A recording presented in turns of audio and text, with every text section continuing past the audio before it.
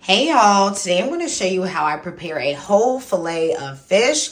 This is a 2-pound fillet of rainbow steelhead trout. Now y'all, I was going to get salmon, but then prices was saying steelhead trout. Okay, if you know what I mean, then you know. Okay, so y'all, you want a whole slab of fish. This will work for trout or salmon.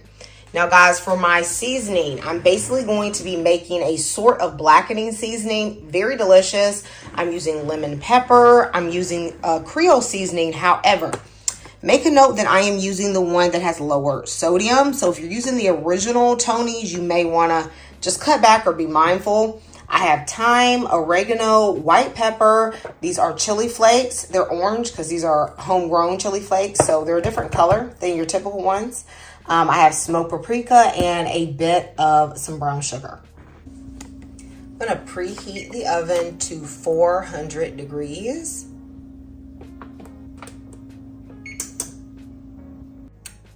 To make the spice rub, I have half of a tablespoon of the Creole seasoning, 1 teaspoon lemon pepper, 1/8 of a teaspoon of thyme. I know I'm using the 1/4 of a teaspoon measurement here, but I'm only filling it up halfway because I'm also going to be using 1/8 of a teaspoon of oregano. I don't want too many herbs, but I like that flavor in there. 1/4 of a teaspoon of chili flakes, 1/2 of a teaspoon of white pepper, 1 teaspoon of smoked paprika, 1 loosely packed tablespoon of brown sugar. You actually don't need too much seasoning for fish. I know this looks like a lot, but this is basically just like any fish rub you could buy from the store. You want to make sure your fillet is nice and dry so that it can get the best color while it cooks. You love that little browning that you get on your fish. So I'm going to pat off all the excess moisture. I have lined this baking sheet with foil, and I also sprayed a bit of olive oil on it just to make sure it doesn't stick. Okay, I'm going to put on a little bit of olive oil on the top of the fish and just rub this in. This is going to be our binder and also help to keep the fish moist. That being said, I find that rainbow trout does tend to stay very moist, and I have a tip for you that ensures your fish is not dry. Okay, so this rainbow trout I find to be a little bit milder than salmon. So if you don't like the fishier taste of salmon, this may be a good fit for you. It's always about $4 to $5 less expensive per pound, and it tastes somewhat similar. It's a bit sweeter to me. I enjoy both. Let me know in the comments which is your preference. This fish is going to be delicious. I literally make fish like this all the time. This is my go-to fish spice recipe. The way I 100% guarantee I have moist fish is by using a temp probe. Now, if you've been watching my channel for a while, you will know that I've actually used this temp probe before. This video is not sponsored by Typhur, though they have sponsored me in the past, but I absolutely love this.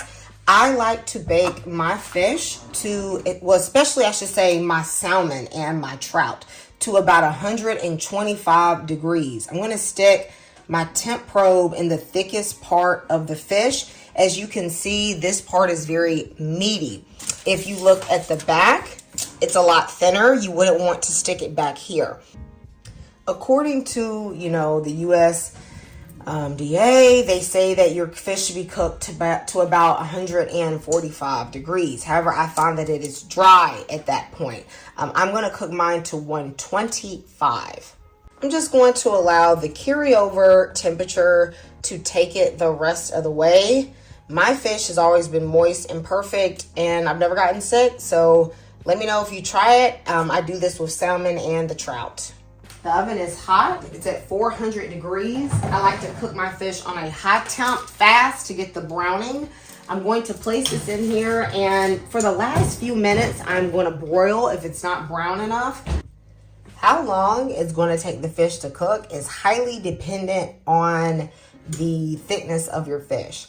With this Typhur, it is actually going to just go off whenever it's ready, whenever it hits 125. Now let's say you don't have this, no problem. you can use a regular meat thermometer. This, however, is manual, of course, so you're going to have to prod it yourself to get the temperature, and that's fine. What I'm going to do is I'm going to tell you guys about how long it takes mine to cook, and that way you can use that as a guide. But ultimately, it's going to depend on the thickness of your fish and how much fish you are cooking.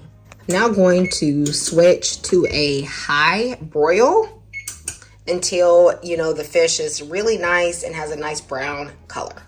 When you switch that broil, y'all know y'all better watch it now. My mama used to be telling me, like, you better look at it. Okay, so keep your eye on it.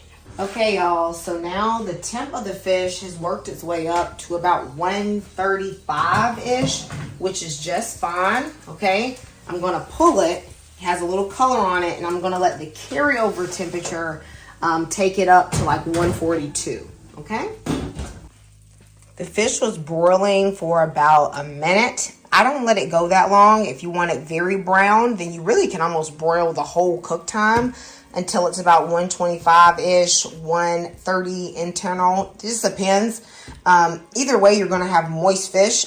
So I would recommend you guys cook yours at 400 degrees for about 8 to 10 minutes. And then the last minute or two, you can put it on broil. That's a good point to check the temp of your fish for doneness. This trout is flaky, moist, delicious. Oh my gosh, I love this recipe so much. I squeezed a little bit of lemon over it and it's just perfect.